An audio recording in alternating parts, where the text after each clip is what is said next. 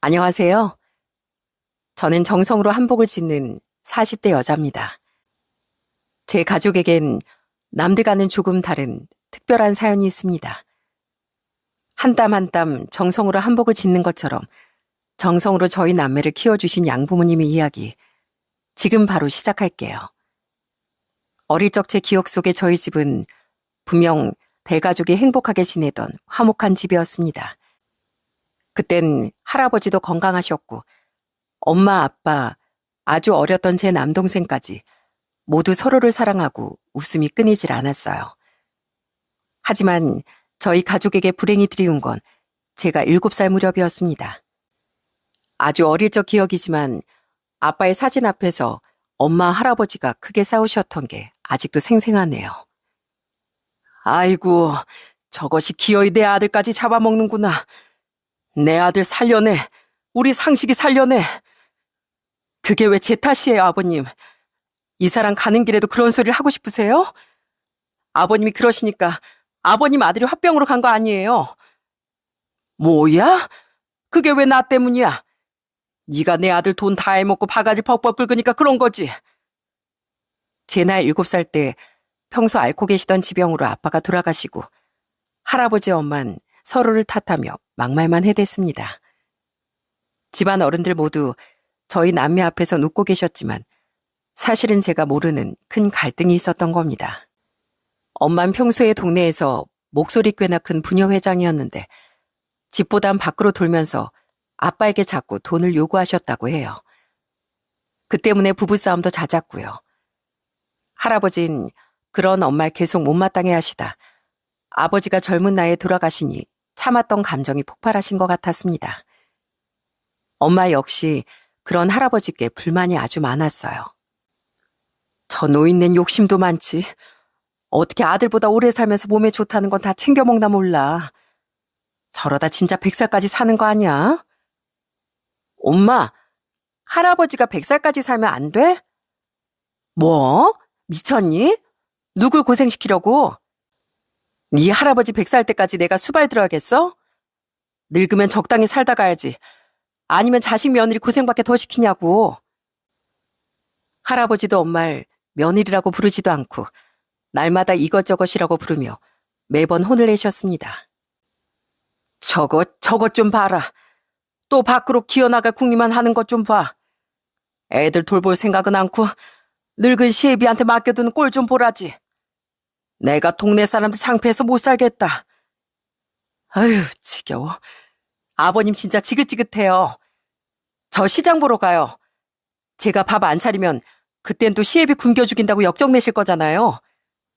제발 그렇게 저만 감시하지 마시고 아버님 인생을 좀 사시라고요. 넌 그게 시애비한테 무슨 말버릇이야? 애들이 너 같은 엄마 보고 참 좋은 거 많이도 배우겠다. 그렇게 할아버지와 엄마의 갈등이 최고조에 달하던 어느 날, 결국 엄만 편지 한 장만 남겨둔 채 야반 도주를 해버렸습니다.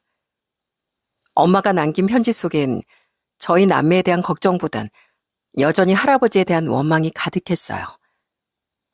얘들아, 미안하다. 엄만 견딜 수가 없구나. 그 집에 계속 살다간 나까지 화병으로 네 아빠 뒤를 따를 것 같아. 그래도 너희 손주들이라고 예뻐하시니 부디 잘 살길 바란다. 못난 엄마가. 저희 남매는 이제 엄마를 볼 수 없다는 슬픔에 할아버지 몰래 눈물을 삼켰습니다. 엄마를 보고 싶어 하는 걸 들키면 그게 혼날 것 같았거든요. 엄마마저 떠난 후로 저흰 할아버지 손에 커야 했습니다. 할아버진 서툰 솜씨로 하루 세끼 손수 밥을 지어 먹이고 등교 때마다 제 머리까지 묶어주셨어요. 할아버지, 다음 주에 학부모 참관 수업 있다는데요. 난 누가 와요? 그거 엄마 아빠가 오는 거래요. 누가 가긴 이 할애비가 가야지. 걱정 마라. 너 창피하지 않게 할아버지가 멋지게 하고 갈 테니까. 할아버진 멋지게 하고 오시겠다더니 정말 그 다음 주 학부모 참관 수업에 흰 양복을 입고 머리에 무스까지 바르고 나타나셨어요. 젊은 학부모들 사이에서 혹여 저를 창피하게 할까봐 할아버지가 얼마나 신경을 쓰셨을지 짐작이 갔습니다. 비록 부모님은 안 계셨지만 저흰 그런 할아버지의 보살핌 속에서 그리 외롭지 않게 자라고 있었어요. 하지만 하늘도 무심하시지. 제가 11살이던 무렵 저녁밥을 만들던 할아버지가 갑자기 쓰러지고 말았습니다. 저는 동네 아저씨들에게 도움을 요청해 할아버지를 병원으로 모시고 갔어요. 애석하게도 할아버진 뇌졸중으로 쓰러지신 거였죠. 흔히들 중풍이라고 하죠. 할아버진 의식을 회복하신 후에도 중풍 후유증으로 잘 걷지도 못하시고 말씀도 제대로 못하셨어요. 할아버지, 여기 물 떠왔어요. 물 좀 드세요. 아이 참, 할아버지 드시는 것보다 쏟는 게 더 많잖아요. 이리 줘보세요. 제가 먹여드릴게요. 졸지에 전 할아버지의 보호자가 되어서 먹는 것부터 자는 거, 씻기는 거, 대소변 처리까지 다 도맡아야 했습니다. 할아버지를 돌보는 것도 문제였지만 가장 큰 문제는 집안에 돈이 뚝 떨어진 거였어요. 누나, 나 배고파. 밥 먹고 싶어. 밥 줘, 밥. 어? 나도 배고파.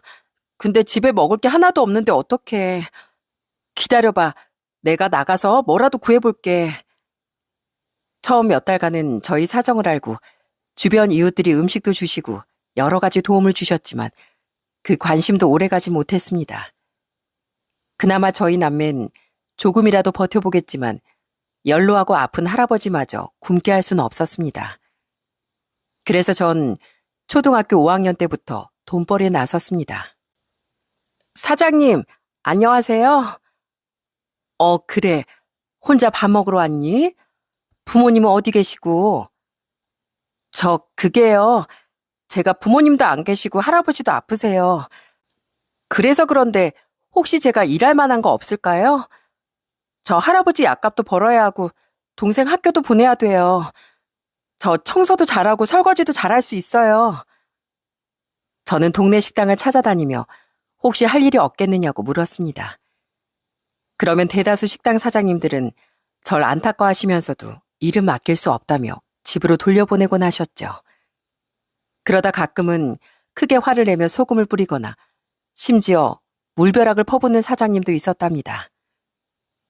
아침부터 손님도 없어 죽겠는데 웬 거지 가서 돈을 달래? 당장 안 꺼져? 경찰 부르기 전에 꺼져. 저 거지 아니에요. 저도 일 잘할 수 있다고요. 그냥 돈 달라고 구걸하는 거 아니에요.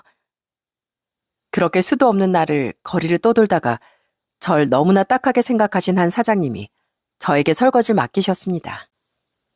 네 사정이 하도 너무 딱해 보여서 설거지 부탁하긴 하는데 혹시 너무 힘들다거나 어려우면 꼭 말해야 한다.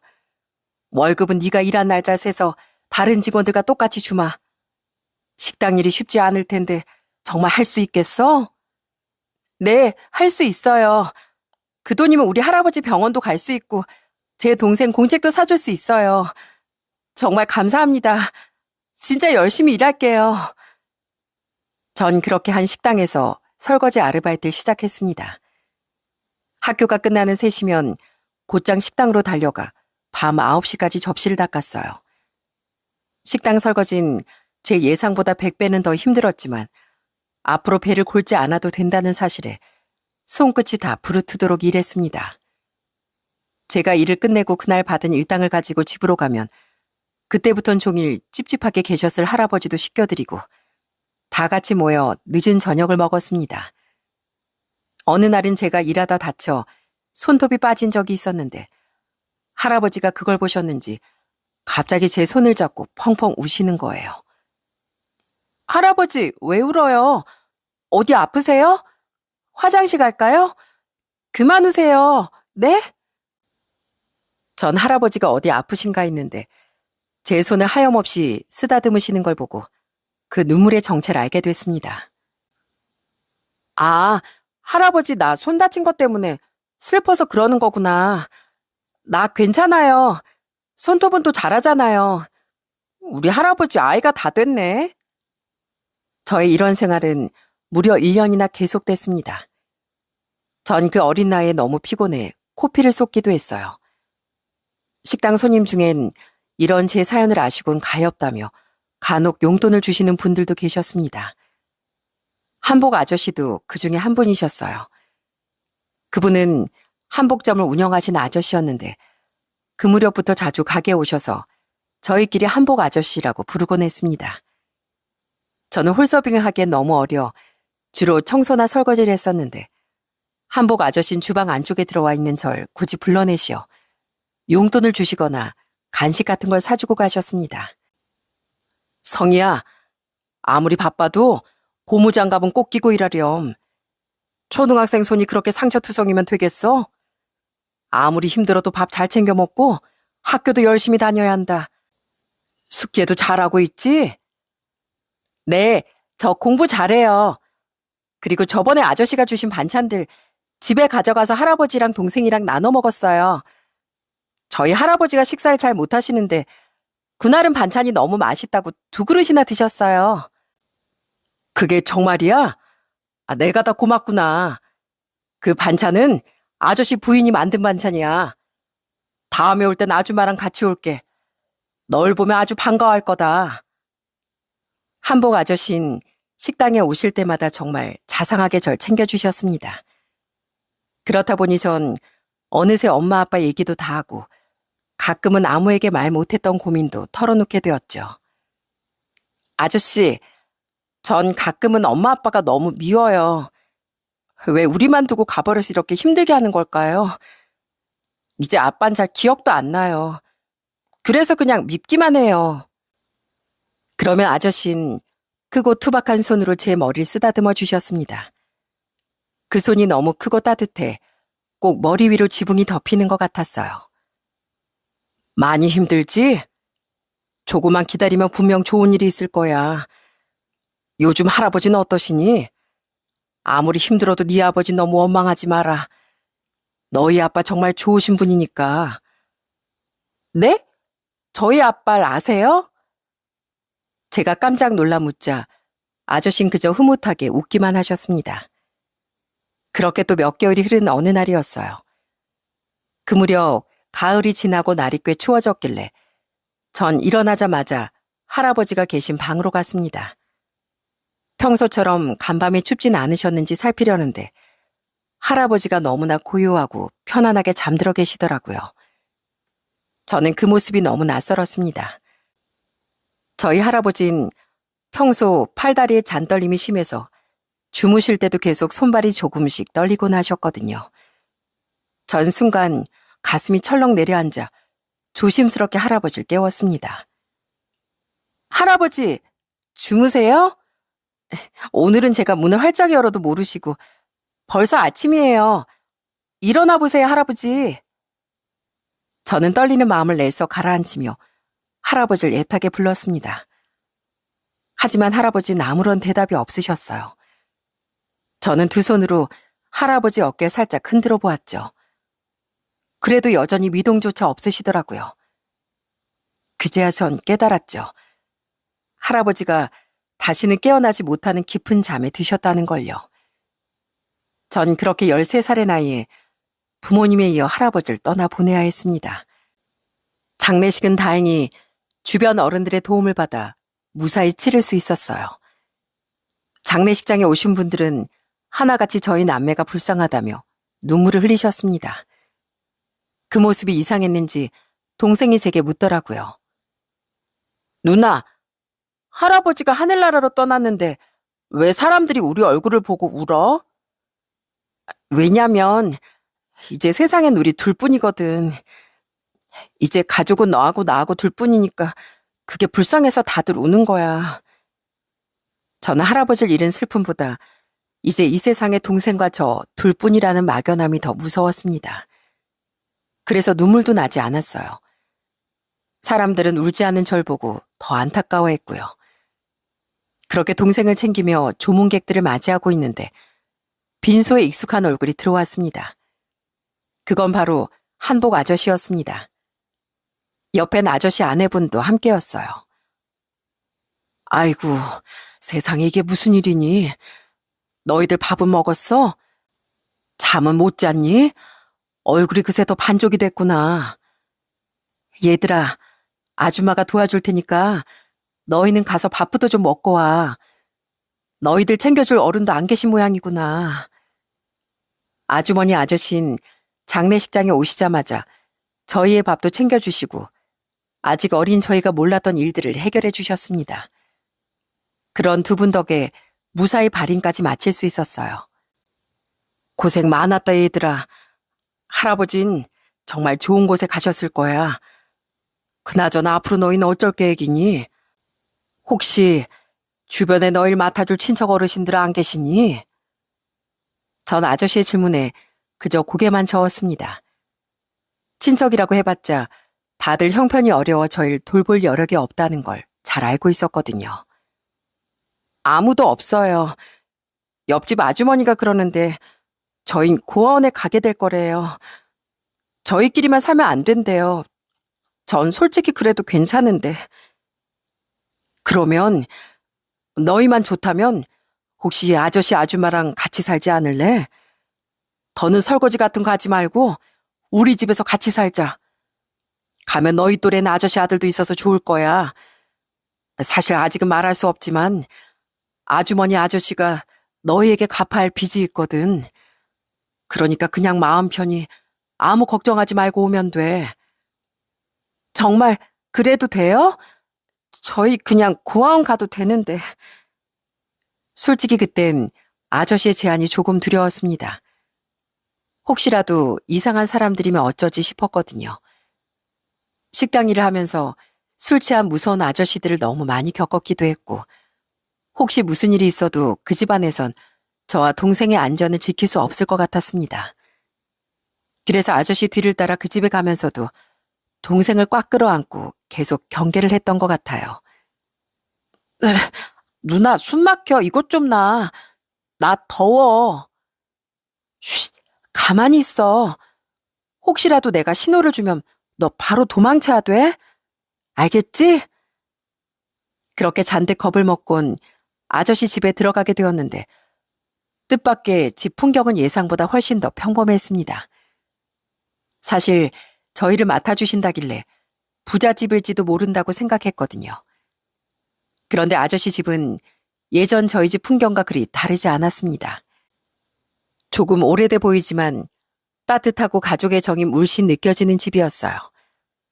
조금 특이했던 건 거실에 큰 재봉틀이 있다는 것뿐이었습니다. 윤성아, 왜 거기 있어? 이리 와서 인사해. 앞으로 네 누나, 형이 될 친구들이야. 누나 이름은 성희, 형 이름은 성철이야. 그리고 그 집엔 작은 방문 틈에 숨어 저희를 지켜보고 있는 작은 남자아이도 하나 있었습니다. 아주머니는 그 아이를 윤성이라고 불렀어요. 그 아이는 계속 문틈으로 저를 째려보다가 갑자기 버럭 소리를 질렀습니다. 나 누나 형 필요 없어. 가라고 해. 내 방에 들어오면 가만 안 둘 거야. 그러더니 문을 쾅 닫고 들어가 버리더라고요. 결국 아저씨 손에 끌려 나와 울며 불며 억지로 인사를 하긴 했지만 첫인상이 영 좋지 않아서인지 그 이후로도 윤성인 저를 계속 친입자 취급을 했어요. 너희들 집에 가. 여긴 우리 집이야. 우리 아빠가 내 과자랑 내 옷도 너희한테 줬다며? 그거 다시 내놔. 김윤성, 너 지금 누나 형한테 뭐라고 했어? 아빠가 너라고 부르면 안 된다고 몇 번을 말했지? 우리 집은 약속을 지키지 않는 사람은 밥 먹을 자격도 없어. 가서 무릎 꿇고 손 들고 있어. 오늘 네가 뭘 잘못했는지 반성하라고. 그때마다 아저씨에게 크게 혼이 나면서도 윤성인 계속 저를 야, 너로 불렀습니다. 아저씨 아주머니는 윤성이에겐 꽤 엄한 부모님 같았지만 저희 남매에겐 한없이 자상하고 따뜻하신 분들이었어요. 그래서인지 윤성인 더더욱 저희를 미워했고 특히 2살 차인 제 남동생을 굉장히 많이 괴롭혔습니다. 너 그거 뭐야? 그거 샤프 내 거잖아. 이리 내놔. 너 도둑이야? 왜 맨날 내 걸 훔쳐? 그러면 너 경찰서 가서 평생 못 나와. 나 너보다 형이거든? 그리고 이 샤프 우리 누나가 준 거야. 나 도둑 아니야. 너 도둑 맞잖아. 네 누나도 도둑이잖아. 남의 집에 와서 나가지도 않고 눌러앉는 게 도둑이지 뭐야? 도둑이래요. 도둑이래요. 으, 너희랑 살다 보니까 나까지 굳이 촌스러워지는 것 같아. 냄새나, 저리 가. 그러다 어느 날은 저도 참다 폭발해 소리를 질러버렸습니다. 야, 너 내 동생한테 지금 도둑이라고 했냐? 너 함부로 말하지 말라고 했지? 진짜 너 혼나볼래? 내가 뭘, 그러다 뭐 때리기라도 할 거야? 도둑이 사람도 때리네. 봐봐, 도둑 누나가 화도 내. 도둑이 성질도 있네. 와, 무서워라. 윤성인 겁먹지 않은 척하며 더 까불기 시작했고 결국 화를 참지 못한 전 그 녀석의 어깨를 세게 밀어버렸습니다. 그러자 녀석은 쿵 하고 뒤로 넘어졌고 이내 크게 울기 시작했어요. 저희의 소란에 방에 있던 아주머니 아저씨까지 작은 방으로 달려오셨습니다. 얘들아, 무슨 일이야? 너희 싸웠니? 제가 아니, 누나가 저 밀었어요. 얘네가 우리 집 와서 맨날 내 물건이나 훔치더니 이제 때리기까지 해요. 그땐 저도 아저씨께 크게 혼이 날 거라고 생각했습니다. 더 심하게는 집에서 쫓겨날지도 모른다는 두려움에 아무 말도 못하고 서 있었어요. 제 손을 꼭 붙잡은 동생도 잔뜩 겁에 질린 얼굴로 울음을 삼키고 있었죠. 그런데 그때 갑자기 아저씨가 저희 남매 꼭 끌어안아 주셨습니다. 얘들아, 미안하구나. 내가 자식을 잘못 가르쳐서 듣지 말아야 할 소리를 듣게 했어. 내가 이렇게 대신 사과하마. 윤성이가 아직 어려서 뭘 모르고 한 소리니까 상처받지 말거라. 아저씨가 진심으로 사과할게. 그날 아저씨는 저희한테 미안하다며 사과를 하셨고 윤성인 자꾸만 쟤네 편만 든다며 울고불고 아주 난리가 났습니다. 아저씨 아주머니가 절 배려해주는 건 참 감사했지만 이러다간 윤성이와의 사이가 영영 좋아지지 않을 것 같았죠. 하지만 정말 우연한 기회가 저희의 사이를 완전히 바꿔두었어요. 당시 저희 남매는 아저씨 집으로 오게 되면서 근처 학교로 전학을 갔거든요. 그렇다 보니 제 남동생과 윤성인 같은 초등학교에 다니고 있었고요. 그날 전 학교가 끝나고 남동생을 데리러 초등학교 앞으로 향하던 참이었습니다. 야, 너 진짜 이것밖에 없어? 너 좋은 샤프 많잖아. 좀 내놔봐. 너 가방 털어서 나오면 가만 안 둔다. 진짜야, 이것밖에 없어. 요즘 집에서 용돈도 못 받는단 말이야. 지금 그 말을 믿으라고? 그럼 우리가 기회를 줄게. 저기 문방구 가서 몰래 샤프 몇 개만 훔쳐서 나와봐. 뭐? 그건 도둑질이잖아. 난 못해. 그러면 경찰서에 잡혀가. 학교 앞 골목에서 애들이 몇 명 몰려있길래 무심코 지나치려고 했는데 제일 안쪽에 서 있는 작은 아이가 어디서 많이 보던 아이더라고요. 그러니까 네가 해보라고. 넌 비실비실하고 작아서 몰래 훔쳐도 아무도 모를 거야.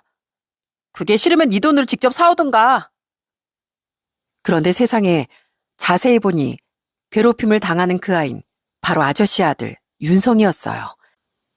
덩치 크고 뚱뚱한 아이는 윤성이를 툭툭 밀치며 뭔가 나쁜 짓을 시키고 있었어요. 저는 뒤돌아 있는 그 뚱뚱한 아이 뒤통수에 제 신발 주머니를 던졌습니다. 야, 너 지금 내 동생한테 뭐 하는 거야? 당장 저리 안 꺼져? 너희 담임선생님 당장 모셔올 테니까 딱 기다려. 뭐야? 너 누나 있었어? 에이씨, 얘들아, 가자. 그때 전 중학생이었으니 그 나쁜 친구들은 덤벼볼 생각도 없이 곧장 줄행랑을 쳤습니다. 저는 바로 윤성이에게 다가가 혹시 맞진 않았는지 살폈어요. 그런데 평소에 제가 옆에만 가도 저리 가라고 소리치던 윤성이가 가만히 있는 거예요. 전 윤성이가 많이 놀라서 그런 줄 알고 더 세심히 얼굴을 살폈는데 갑자기 윤성이가 제 앞에 엄지를 척하고 들어올렸습니다. 누나, 완전 멋있어. 꼭 원더우먼 같았어. 누나 진짜 최고다. 쟤네 선생님한테도 덤비는 애들인데 누나가 다 물리쳤어. 전 갑자기 원더우먼 누나가 되어버렸습니다. 윤성인 나쁜 친구들을 물리쳐준 게 꽤 고마웠는지 그 이후론 절 꼬박꼬박 누나라 부르며 잘 따르더라고요. 가끔 친구들이 또 괴롭힌다며 저에게 도움을 요청하기도 하고요.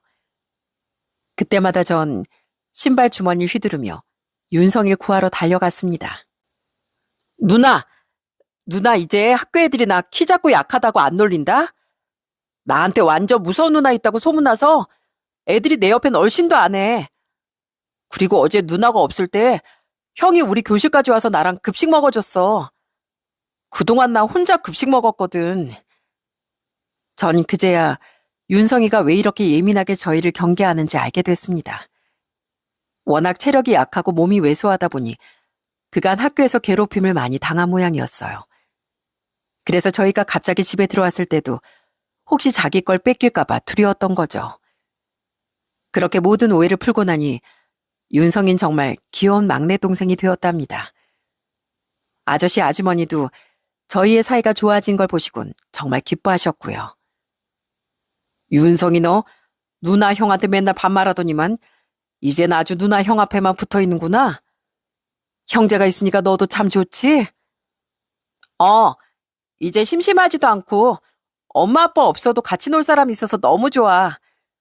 누나가 공부도 잘해서 나 숙제도 맨날 도와줘. 형이랑 축구도 많이 하고. 윤성아, 엄마 아빠가 그동안 많이 혼내서 속상했지? 아무리 그래도 다른 사람을 괴롭히고 나쁜 말 해선 안 되는 거야. 윤성이도 알지? 이제 서로 오해가 풀린 것 같으니까 엄마 아빠도 안심이야. 저흰 그렇게 서서히 한 가족으로 물들어가고 있었습니다. 그렇게 또 몇 년이 흘러 고등학생이 된 전 슬슬 진로에 대해 고민하게 되었어요. 그때도 아주머니 아저씨는 여전히 한복집을 하고 계셨는데 재봉 기술이 워낙 좋으셔서 시장에서도 솜씨 좋은 집으로 소문이 자자했습니다. 그 모습을 바로 옆에서 지켜보고 살다 보니 저도 자연히 의상 디자인에 관심이 커졌고요. 특히 옷 색깔이 곱고 치마가 풍성한 한복이 너무나 아름다워 보였죠. 아저씨는 왜 하필 한복을 만드세요? 세상엔 많은 옷이 있잖아요. 근데 한복은 특별한 날 아니면 잘 입는 옷도 아니고 만들기도 어렵다면서요. 왜 하필 한복이냐고? 한복은 다른 옷들과는 다르단다. 만드는 과정 하나하나에 정성과 기다림이 배어 있고 실 한 올 한 올마다 만드는 사람의 마음이 스며 있거든. 완성하고 나면 그게 또 얼마나 아름다운지 아니? 한복을 입으면 옷은 물론이고 입는 사람도 몸가짐이 바르게 되거든. 그게 바로 한복의 힘이란다. 사람을 단정하게 하고 또 따뜻하게 품어주는 옷이야. 아저씨는 한복 이야기라며 눈빛을 반짝이셨습니다. 그날 이후로 저 역시 한복에 푹 빠져서 가끔 집에 있던 재봉틀로 바지도 재봉해보고 이것저것 소품을 만들어 보기도 했어요. 그러다 어느 날은 아주머니가 알려주시는 대로 따라하며 엉성하지만 옷 한 벌도 완성해 보았답니다. 물론 대부분은 아주머니가 옆에서 도와주셨지만요. 그때 처음 완성한 엉성한 그 옷이 어찌나 뿌듯하던지요. 저는 그렇게 디자이너가 되기로 마음먹고 밤낮으로 연습을 거듭했습니다.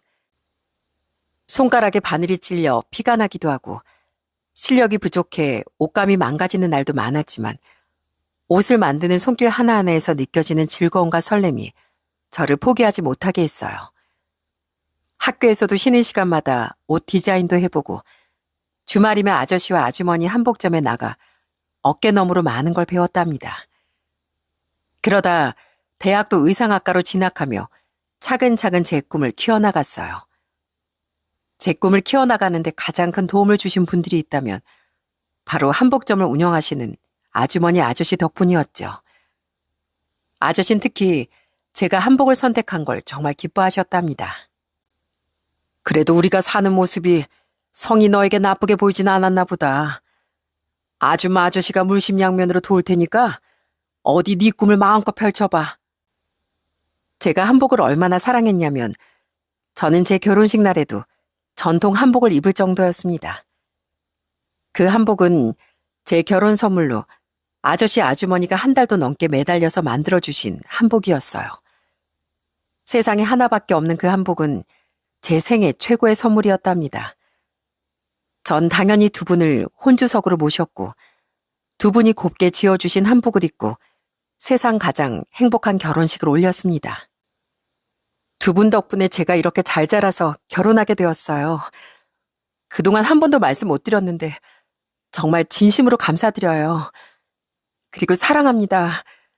두 분께서 저와 동생을 사랑으로 키워주신 덕분이에요. 아니다, 성희야. 네가 우릴 믿고 따라와 주어서 가능한 일이었지. 우릴 믿어줘서 정말 고맙다. 박서방, 앞으로 살다 보면 많은 일이 있겠지만 난 둘이 서로 믿고 사랑한다면 어떤 일이든 슬기롭게 이겨낼 수 있을 거라 믿네. 우리 성희 잘 부탁하네. 성인 하나뿐인 내 딸이니까. 옛 장인어른, 성일 이렇게 훌륭하게 키워주셔서 진심으로 감사드립니다. 두 분께서 베풀어 주신 사랑과 은혜 늘 마음에 새기고 저도 좋은 사이가 될게요. 앞으로 잘 부탁드립니다.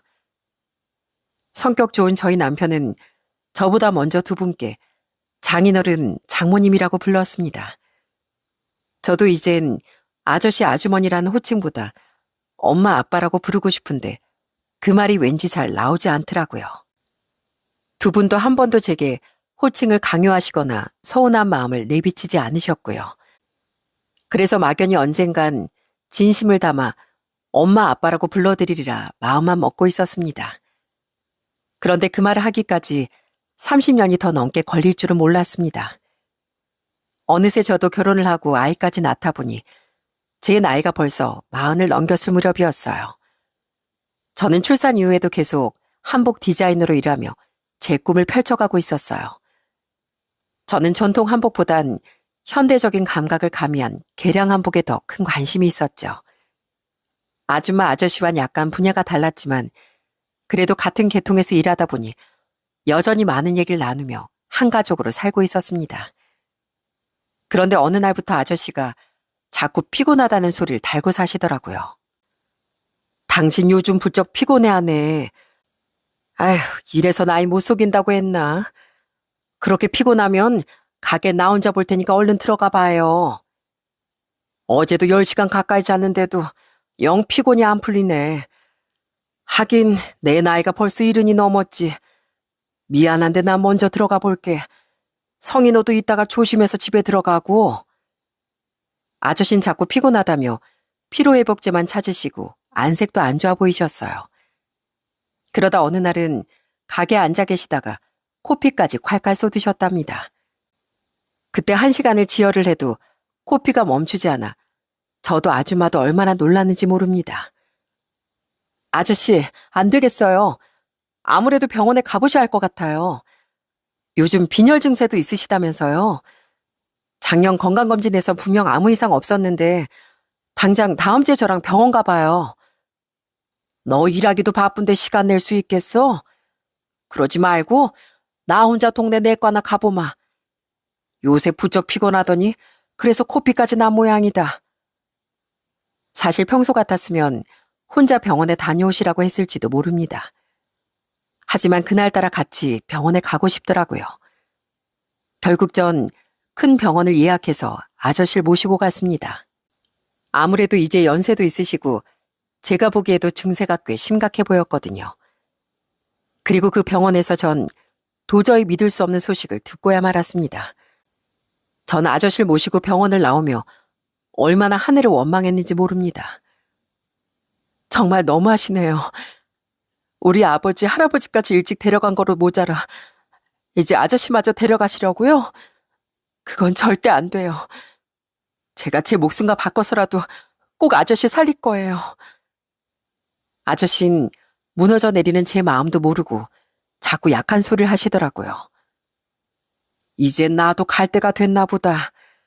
난 치료도 다 필요 없어. 그저 조금 앓다가 조용히 떠나고 싶어. 아저씨, 그런 소리 하지 마세요, 제발. 아저씨가 안 계시면 제가 누구를 의지하고 살아요. 제발 제 옆에 오래오래 계셔주세요. 저희가 이렇게까지 심각해진 이유는 바로 아저씨 진단명이 급성 백혈병이었기 때문이었어요. 그 병은 TV 드라마에서나 보던 무서운 병인 줄 알았는데 왜 하필 제 옆에서 가장 따뜻하고 든든한 아저씨가 그런 무시무시한 병을 알아야 하는지 모든 게 원망스러웠습니다. 저도 아저씨가 아픈 이후로 처음 알았는데 70대 이후로 백혈병 발병률이 5배 이상 늘어난다고 하더라고요. 전 아저씨가 입원하시는 동시에 한복 일도 가정 일도 잠시 미루고 간병에 매달렸습니다. 성희야, 이 사람 곁에 내가 있을 테니까 넌 집에 가서 좀 자고 와. 너만 며칠째 병실에서 쪽잠을 자고 있잖니. 그러다 너까지 몸 상할까 봐 걱정이다 얘. 그래 누나, 아빤 우리가 모시고 있을 테니까 누나도 밥 좀 먹고 좀 씻고 와. 누가 보면 누나가 아픈 사람인 줄 알겠어. 아무래도 아주머니도 연세가 있으시고 동생들도 한창 일에 바쁠 시기라 제가 자발적으로 병원에 머무는 시간이 길었습니다. 하지만 힘들기는커녕 아저씨와 마주 앉아 이런저런 수다도 떨고 웃고 장난치는 시간이 참 좋았어요. 그때 제 앞에서 환히 웃어주시는 것만큼 건강도 좋아지시면 좋았겠지만 우리 가족 모두가 남은 시간이 그리 길지 않다는 걸 알고 있었습니다. 그때 아저씨 나이가 벌써 78세였거든요. 아저씨, 몇 년 뒤에 팔순 잔치 하셔야죠. 그때 제 아들이 대표로 춤추겠다고 벌써 약속했는데요. 아저씨 좋아하시는 트로트 연습도 해가겠대요. 아이고, 그래? 걔 누굴 닮아 그렇게 끼가 넘치나 모르겠다. 아마 성인이 친어머니 닮았겠지. 네? 저희 친엄마요? 아저씨, 사실 전부터 묻고 싶은 게 있었어요. 혹시 정말 저희 친부모님을 알고 계신 거예요? 아저씨는 또다시 제 물음에 답은 안 해주시고 빙그레 웃기만 하셨습니다. 다음에 기회가 되면 말해주마. 이제 그날도 얼마 남지 않은 것 같네. 그리고 며칠이 지난 어느 날 밤 저는 잠든 아저씨 곁에 환자용 침대를 펴고 누워 있었습니다. 그리고 어느새 많이 늙으신 아저씨 얼굴을 바라보고 있었어요. 아저씨는 제 시선을 느끼셨는지 힘들게 눈꺼풀을 들어 올리셨습니다. 그리고는 손짓으로 저를 부르셨어요. 성희야, 아무래도 내가 얼마 남지 않은 것 같다. 우리 손주가 추는 춤은 하늘나라에서 꼭 지켜보겠다고 전해줄래? 아저씨, 갑자기 왜 그런 소리를 하세요? 의사 선생님 불러올까요? 바로 호출할까요? 아니야. 성희야, 내가 너에게 차마 못한 이야기를 이젠 할 때가 된 것 같다. 그 오랜 시간 가슴에 품어온 이야기 말이다.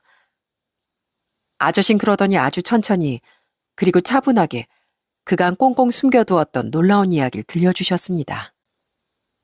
이건 50년도 더 지난 이야기야. 그때 난 세상 무서운 줄도 모르고 거칠게만 살던 사람이었어. 말보단 주먹이 앞선 못난 인간이었지. 그런 내가 무슨 복인지 너희 아버지를 만나게 된 거야. 아저씨가 들려주신 놀라운 이야기는 바로 이러했습니다. 20대 시절 시장 바닥을 주름 잡으며 주먹개나 쓰던 아저씨는 상인들에게 자리세를 받으며 뒤를 봐주는 주먹패셨답니다.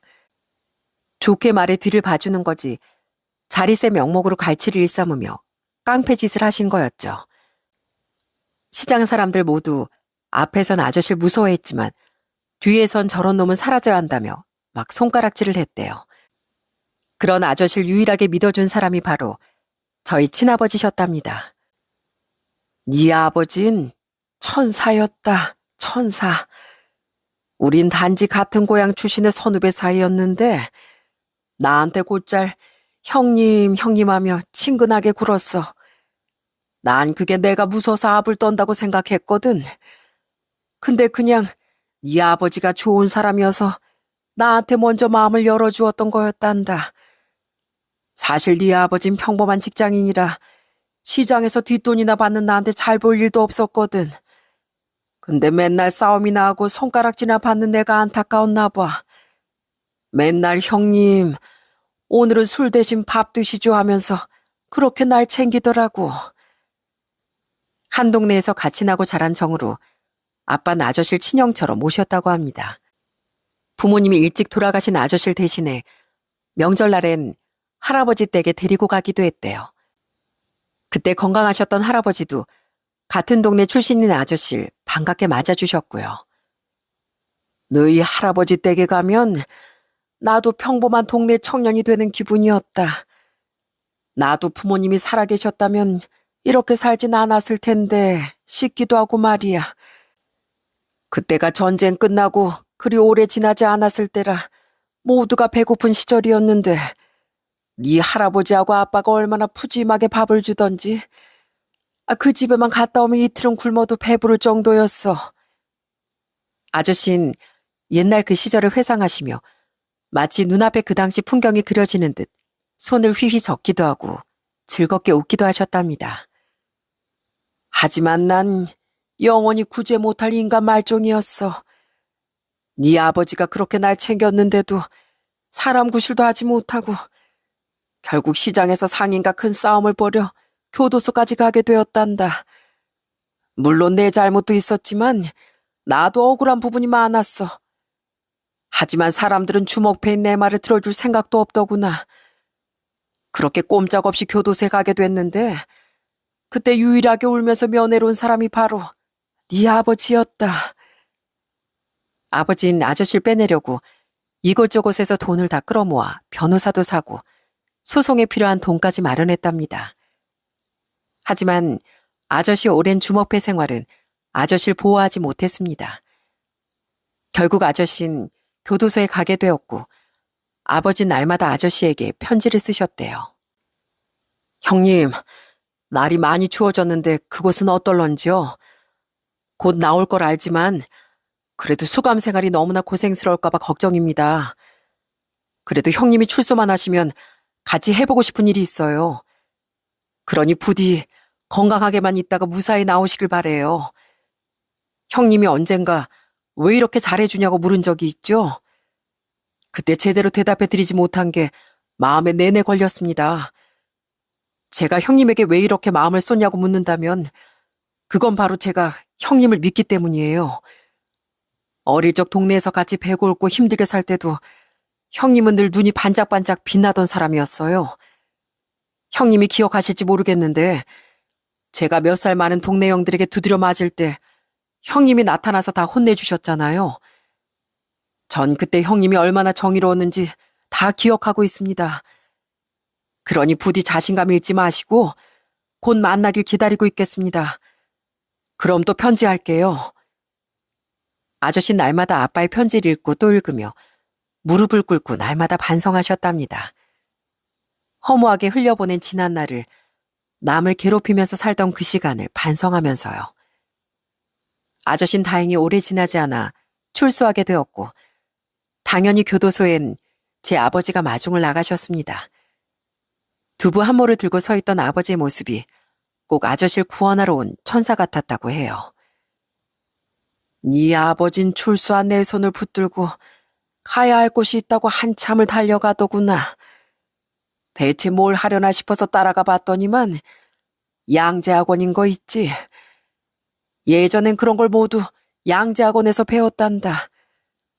아니면 봉제 공장에서 힘들게 배우곤 했지.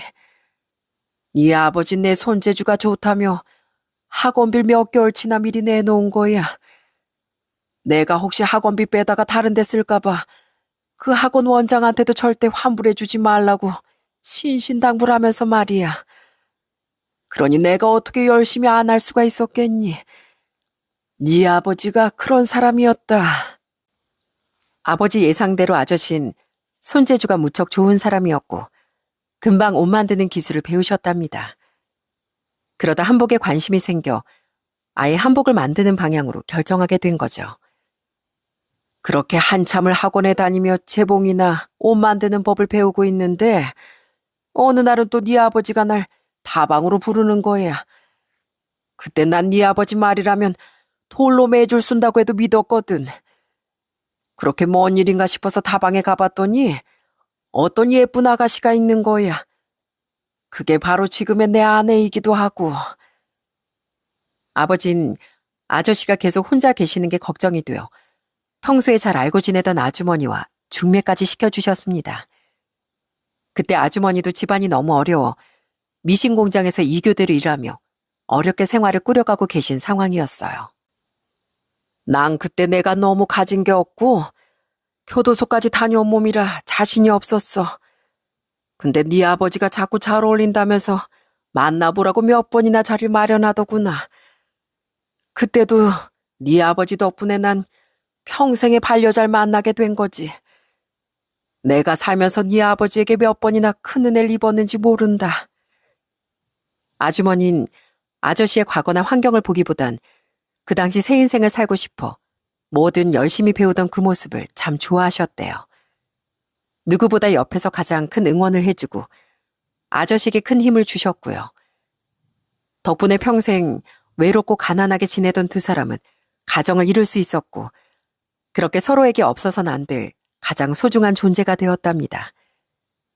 그리고 저희 아버진 결혼 선물이라며 정말 놀라운 선물을 주셨대요. 우리 둘 다 가진 게 아무것도 없으니 정말 물 한 바가지 떠놓고 네 할아버지랑 아버지 그리고 몇몇 사람을 앉혀두고 얼렁뚱땅 결혼식을 올렸다. 그랬더니 네 아버지가 축의금을 줘야 한다며 목돈을 떡하니 내놓는 게 아니냐. 나도 그렇고 아내도 그렇고 미식 일을 하고 있으니 둘이 한복점이나 하나 내면 좋겠다면서 그 돈으로 보증금 쓰라고? 네 아버지라고 무슨 돈이 있었겠냐. 그런데도 삼짓돈을 다 털어서 가게 보증금을 마련해서 온 거였어. 나하고 아는 그 돈 봉투를 두고 바닥에 엎드려 꺼이꺼이 울었다. 그러니까 네 아버지가 뭐라고 하는 줄 아니? 아니 형님, 누가 보면 조의금 낸 줄 알겠어요. 축의금을 앞에 두고 왜 우십니까? 이러는 거 있지? 내가 이날 이때까지 자식들 키우고 사람 노릇하고 사는 건 전부 다 네 아버지 덕분이란다. 거기까지 말씀하시고 아저씨는 숨이 가빠지셨는지 한참이나 호흡을 가다듬으셨습니다. 아저씨, 앞으로 천천히 말씀해 주셔도 돼요. 저 무슨 말씀하시는지 다 알았어요. 그러니 서두르지 마시고 계속 제 곁에서 저희 친아버지 이야기해 주세요. 그 다음 날부터 저희는 매일 밤 머리를 맞대고 지난날 저희 아버지가 어떤 분이었는지 대화를 나누었습니다.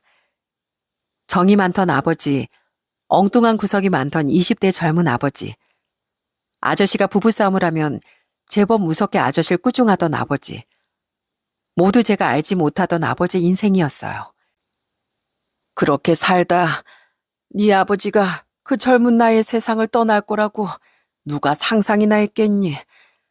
네 엄마도 집을 나가버렸다고 하고 난 너와 성철이를 한시라도 빨리 데려오고 싶었어. 그런데 네 할아버지에게 유일하게 남은 손주들마저 내가 데려오면 네 할아버지 무슨 힘으로 사셨겠어. 그래서 네가 힘들게 식당 일 하는 걸 알았지만 매일 1시간 거리를 버스를 타고 가서 우연인 척 그렇게 널 만난 거란다. 정말요? 전 상상도 못했어요. 어쩐지 아저씨가 절 처음 보자마자 예전부터 알던 사이인 것처럼 용돈도 주시고 너무나 따뜻하게 대해주셨잖아요. 내가 너무 늦은 거였지. 좀 더 빨리 너를 찾았다면 그 힘든 고생을 시키지 않아도 됐었는데 말이다. 내가 네 아버지께는 참 면목이 없다. 아저씨, 저도 사실 너무 늦은 게 있어요. 아저씨가 허락해 주신다면 이제라도 제가 해야 할 일이 있는데 허락해 주시겠어요? 아저씨는 허락을 구하는 제 말에 무슨 말인지 알겠다는 듯 고개를 끄덕이셨답니다. 너무 늦어서 죄송해요. 이제라도, 지금이라도 꼭 불러드리고 싶었어요. 아버지, 너무 늦어서 죄송해요. 아버지라고 이제서야 제대로 불러보네요. 아버지 어머니는 절 늘 지켜주시고 제가 길을 잃지 않게 손을 잡아주셨잖아요. 감사합니다. 하늘에 계신 제 아버지만큼 제 영혼의 아버지는 바로 제 앞에 계세요. 전 그제야 정말 먼 길을 돌아 아저씨와 아주머니께 감히 부모님이라고 부르게 되었습니다. 비록 양부모님이시지만 절 지켜주시고 절 사랑으로 키워주셨으니 이젠 진심으로 아버지, 어머니라고 부를 수 있겠다는 용기가 생겼거든요. 양아버진 비록 눈은 감고 계셨지만 제 손을 꼭 잡아주시던 온기만큼은 어느 때보다 따뜻했습니다.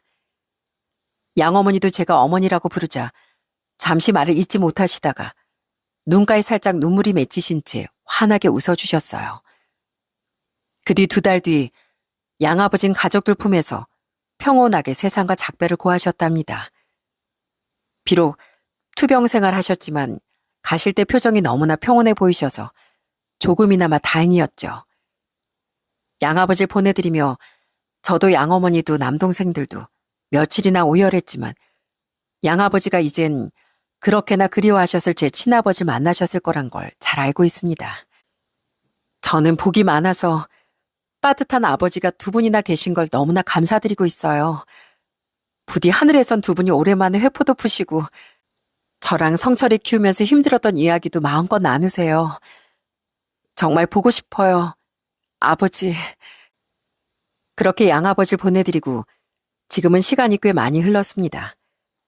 저도 어느새 50을 앞두고 있고 사춘기 아들 둔 여느 엄마답게 바쁘게 살아가고 있어요.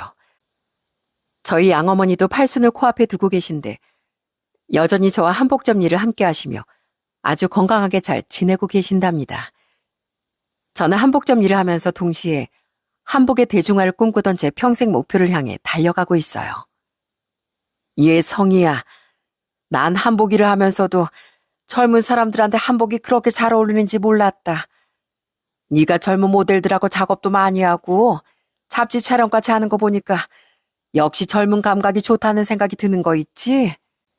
엄마, 아무리 내가 여러 아이디어를 낸다고 해도 엄마 기술을 따라잡을 수 있겠어요? 아직 엄마에게 배울 게 너무 많아요. 그나저나 성철이랑 윤성인 이 시간쯤 온다고 하더니 왜 안 오지? 둘 다 워낙 바쁜 애들이라 그렇지 뭐. 우리 성철이 얼굴 보기가 하늘의 별 따기인데 그렇게 어떻게 시간을 내줘서 고맙다 난. 어릴 때 그렇게 울보였던 제 남동생들은 놀랍게도 지금은 어느새 수염이 시커먼 아저씨가 되었답니다. 제 친동생 성철인 선교사 일을 하며 전 세계 사랑과 믿음을 전하고 있고요. 그리고 약하고 여리던 윤성인 놀랍게도 경찰이 되었어요. 어릴 때 맞고 다닌 게 분하다며 운동을 얼마나 열심히 했다고요. 그래서 지금은 나쁜 놈들 다 때려잡는 멋진 경찰 아저씨가 되었답니다. 옛 어른 중엔 낳은 정보다 기른 정이 깊다라고 하시는 분들도 계시더라고요. 저도 아이를 낳아봤지만 낳은 것만큼이나 한 사람을 길러낸다는 게 절대 쉬운 일이 아니잖아요. 특히나 양아버지 양어머니에겐 이미 윤성이가 있기도 했고요. 2분도 아마 마음은 먹으셨지만 낯선 저희 남매 기르기가 쉽지만은 않으셨을 겁니다. 그런데도 항상 저희를 사랑으로 안아주시고 인생의 고비마다 단단히 잡아주시고 저도 제대로 된 한 사람으로 살아갈 수 있게 되었답니다. 전 가끔 상상을 해봐요. 만일 저희 남매가 양부모님을 만나지 않고 둘이 험한 세상을 살아갔더라면 저흰 지금 어떤 사람으로 자랐을까요? 아마 분명 지금보단 훨씬 힘들고 고통스러운 일이 많았을 거라고 확신합니다. 아마 지금처럼 하루하루 감사하고 행복하다고 느낄 수 있는 일상은 어쩌면 한 번도 경험하지 못했겠죠. 제 인생의 올바른 길로 인도해 주시고 제가 사람답게 살아갈 수 있게 해주신 건 온전히 제 부모님 덕분입니다. 제가 용기가 없어 아주 오랜 시간이 걸려 제 마음을 표현했지만 2분은 제 진심을 알고 계셨을 거라고 믿어요. 이 사연을 쓰며 다시 한번 양부모님께 사랑한다는 말을 전하고 싶습니다. 정말로 사랑하고 감사합니다. 하늘에 계신 할아버지, 친아버지, 양아버지, 전 매 순간 제 삶 속에서 3분의 손길과 마음을 느끼고 있습니다. 앞으로도 하늘에서 제가 잘 살아갈 수 있게 힘을 주세요. 오늘도 전 제가 받은 사랑과 은혜 평생 잊지 않고 마음 깊이 간직하며 살겠습니다. 진심으로 사랑합니다. 오늘 사연 들어주신 여러분 모두에게도 감사의 말씀 드립니다.